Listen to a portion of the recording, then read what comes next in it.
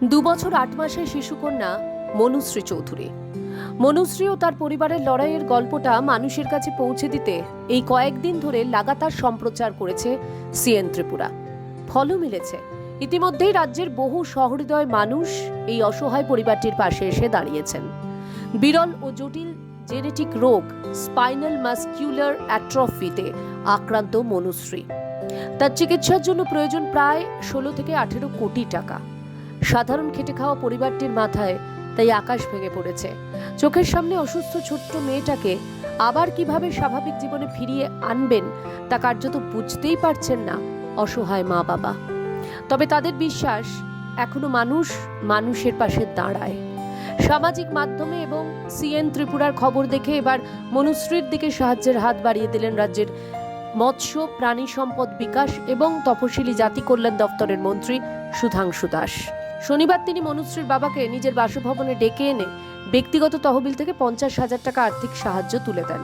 সেই সঙ্গে আশ্বস্ত করেন তার পরিচিত মহলের মাধ্যমেও আরও অর্থ সাহায্যের ব্যবস্থা করবেন তিনি। মন্ত্রীর এই মানবিক উদ্যোগকে সাধুবাদ জানিয়েছেন সমাজের সর্বস্তরের মানুষ।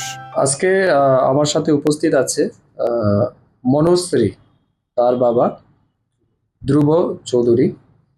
রিসেন্টলি আপনারা জানতে পেরেছেন রাজ্যের আমাদের ধ্রুব চৌধুরী, তার মেয়ে মনুশ্রী চৌধুরী, সে একটা দুরারোগ্য ব্যাধিতে আক্রান্ত হয়েছে।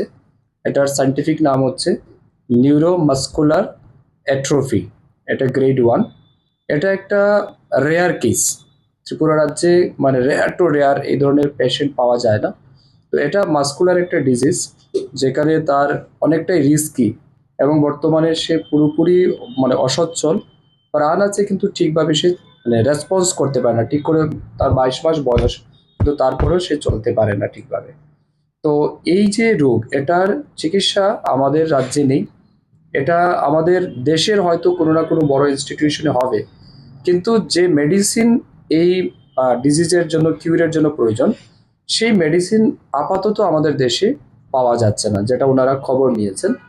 এবং এই মেডিসিন তারা বাইরে খোঁজ নিয়েছেন এবং তার কস্ট এখন পর্যন্ত যেটা বলা হচ্ছে যে লামসাম প্রায় 16 থেকে 18 কোটি টাকা হতে পারে।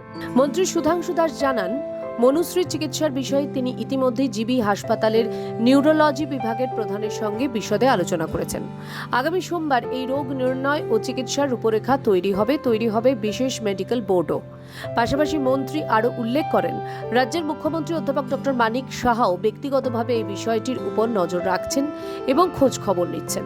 মন্ত্রী স্বয়ং দ্রুত মুখ্যমন্ত্রীর সঙ্গে দেখা করে রাজ্য সরকারের পক্ষ থেকে মনুশ্রীর চিকিৎসার জন্য প্রয়োজনীয় সরকারি অনুদান ও সর্বোচ্চ সাহায্যের আর্জি জানাবেন। আজকে রাজ্যের বিভিন্ন প্রান্তের মানুষ তার মেয়ের সুস্বাস্থ্যের জন্য, তার মেয়ের চিকিৎসার পরিষেবার জন্য সবাই এগিয়ে এসেছেন।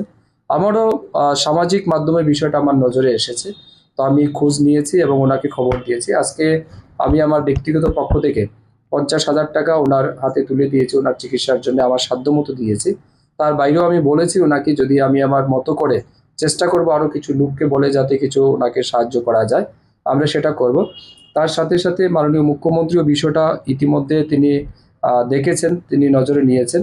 কিছুক্ষণ আগেই আমি ডাক্তারবাবুর সাথেও কথা বলেছি, আমাদের জিবিপির যিনি নিউরো হেড আছেন, ওনারা বলেছেন সোমবার দিন ওনারা দেখবেন এবং ওনারা মেডিকেল বোর্ড বসে একটা ডিসিশন নিয়ে কি করা যেতে পারে সেই বিষয়ে দেখবেন। তার পাশাপাশি আমি রাজ্যের মাননীয় মুখ্যমন্ত্রী তথা স্বাস্থ্যমন্ত্রীর সাথেও দেখছি আমি কথা বলবো, যাতে তার মেয়ের জীবন বাঁচানোর জন্য সরকারও যেন স্বদেশ মানে যথেষ্ট সাহায্য করে, এবং আমার বিশ্বাস আমাদের সরকার নিশ্চয়ই সেখানে সাহায্য করবে। রাজ্যের বেশ কয়েকজন বিধায়ক ইতিমধ্যেই মনুশ্রীর পাশে এসে দাঁড়িয়েছেন। এই পরিস্থিতিতে মন্ত্রী সুধাংশু দাস আপামর রাজ্যবাসীর কাছে মনুশ্রীর জীবন বাঁচাতে এগিয়ে আসার জন্য আন্তরিক আহ্বান জানিয়েছেন। স্বামী বিবেকানন্দের বাণী স্মরণ করিয়ে দিয়ে তিনি বলেন, মানুষের মধ্যেই ঈশ্বর বিরাজমান। তাই চোখের সামনে একজন জীবন্ত ঈশ্বরের কষ্ট উপেক্ষা করে শুধু মন্দিরে ঈশ্বর খুঁজলে চলবে না।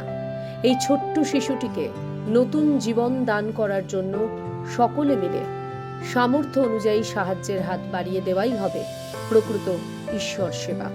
ত্রিপুরা থেকে দেবাশিস বোসের রিপোর্ট, সিএন ত্রিপুরা।